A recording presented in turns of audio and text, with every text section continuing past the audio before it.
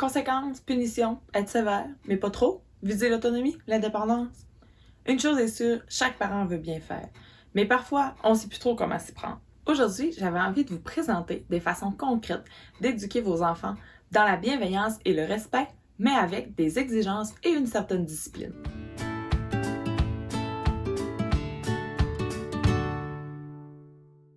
Mon nom est Amélie, je suis enseignante et maman de 3 enfants. Et mon objectif est de permettre à chaque parent qui le désire d'enseigner à son enfant tout en se sentant outillé, structuré et compétent. Pendant mon parcours universitaire, j'ai étudié plusieurs pédagogues, comme Montessori, Freinet ou de Crowley. C'est quelques années plus tard que j'ai découvert la pédagogie de Charlotte Mason et elle a attiré mon attention parce que je la trouve drôlement pertinente, spécialement pour nos besoins actuels. C'est pourquoi j'avais envie de vous la présenter brièvement dans cette vidéo. Je me considère pas du tout comme une spécialiste de la pédagogie, puis je pense que, comme un peu tout le monde, on finit toujours par adapter les pédagogies à nos besoins et à nos réalités. Mais je pense que particulièrement dans un contexte d'école-maison, elle peut être drôlement pertinente. Madame Mason, c'était une enseignante britannique autour du 19e siècle.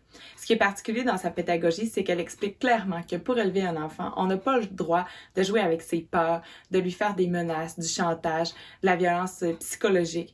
Et on n'a pas le droit non plus de jouer avec l'amour qu'il nous porte. On doit absolument respecter l'enfant, éviter évidemment la violence physique, les manipulations, le chantage, le retrait d'affection. Je sais pas pour vous, mais moi ça me parle.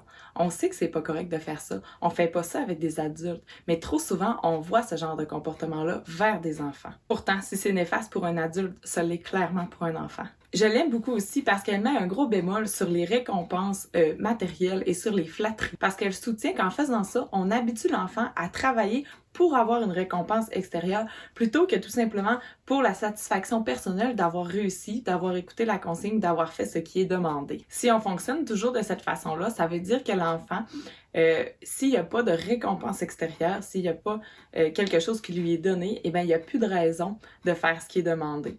On n'est pas en train de l'habituer à faire le travail ou la demande juste parce qu'il va être fier de lui, parce qu'il va avoir accompli quelque chose, parce qu'il va avoir appris une chose. Elle va même jusqu'à dire qu'en continuant de cette façon, on développe cette espèce de dépendance envers la reconnaissance et la validation qui vient des autres. Et ça devient difficile d'entreprendre des choses pour eux-mêmes. Je suis pas en train de vous dire que vous allez bousiller votre enfant si vous lui donnez une récompense de temps en temps, mais c'est important de garder en tête que la majorité du temps, la récompense et la motivation doivent venir de l'intérieur de l'enfant plutôt que d'être une motivation extérieure. Vite comme ça, on a l'impression que ça nous laisse plus grand-chose pour élever nos enfants. Mais en fait, on a accès à l'environnement extérieur. Donc elle prône beaucoup d'aller à l'extérieur le plus possible pour utiliser cet environnement-là qui est très riche et pour aussi dépenser l'énergie sainement. On a accès aux bonnes habitudes. Les bonnes habitudes, on va les créer avec des routines, avec des consignes. On va aussi les créer par l'exemple des parents.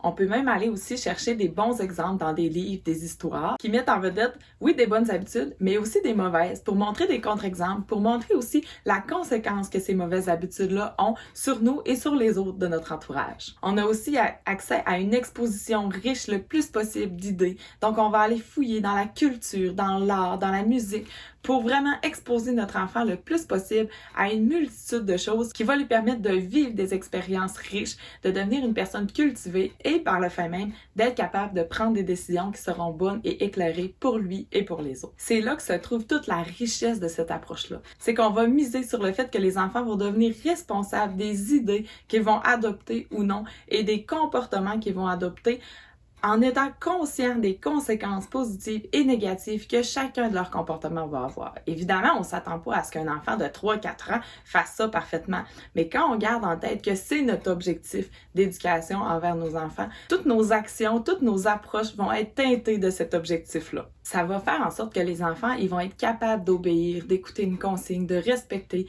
une règle, quand ils vont comprendre et qu'ils vont juger que c'est utile et que c'est bien de le faire, mais ça va aussi faire des enfants qui vont être capables d'aller prendre la parole et de se lever quand ils vont noter une injustice ou qu'ils vont noter que ça n'a pas lieu d'être. On veut pas non plus que nos enfants suivent tous les yeux fermés. On veut qu'ils soient capables d'avoir cette liberté et d'aller défendre leurs valeurs et ce qui leur tient à cœur. Son approche face à la lecture est aussi très intéressante. Elle soutient que On devrait permettre aux enfants une seule lecture avant de répondre à des questions. Question de les habituer à mémoriser du premier coup ce qui est lu. En fait, Madame Mason soutient que si on habitue l'enfant à une répétition, en fait, il va écouter d'une oreille distraite la première fois, sachant qu'il va pouvoir se reprendre une deuxième fois. Quel parent aimerait pas que son enfant écoute la consigne du premier coup? Bref, je pourrais vous en parler encore longtemps, mais je vais vous résumer l'essentiel que je retiens de cette pédagogie en disant que oui, être bienveillant, être exigeant envers nos enfants, être accueillant et être respectueux, ça demande beaucoup d'efforts, mais ça demande en premier lieu de regarder nous qu'est-ce qu'on fait pour être un bon exemple pour nos enfants et aussi d'autre part de leur laisser une place, de leur laisser la place qui leur revient. Même s'ils sont des tout petits humains, ils sont autant complets et complexes que nous, les adultes. Évidemment, ils ont besoin de nous comme guide et comme cadre, mais on peut pas se permettre justement de le faire de n'importe quelle façon. Une des phrases célèbres de Charlotte Mason, c'est l'éducation est une atmosphère, donc un milieu réel, une discipline, donc quelque chose qui demande de la pratique et une vie. Donc comme on doit nourrir une vie, on doit nourrir l'éducation de nos enfants. Plus on va le nourrir avec des choses qui sont riches et qui sont généreuses, plus l'enfant va avoir un milieu stimulant dans lequel il pourra évoluer. Si cette pédagogie du savoir-être vous parle, je vous invite à aller lire un article, je vais vous mettre le lien en bas de la vidéo, qui présente les 20 principes de la pédagogie de Charlotte Mason. Et même si je m'en inspire quotidiennement quand je prépare vos planifications puis vos activités pour l'école maison, bien c'est surtout dans votre attitude et dans vos comportements avec vos enfants que vous pourrez mettre à profit les conseils de Madame Mason. Alors, si ma vidéo vous a été utile ou vous pensez qu'elle pourrait être utile à quelqu'un de votre entourage, je vous invite à l'aimer, la partager et dites-nous dans les commentaires si vous connaissez déjà cette pédagogie et quels aspects de cette pédagogie vous parlent le plus. Si vous voulez d'autres trucs d'enseignante, visitez le écoledamélie.com. À bientôt!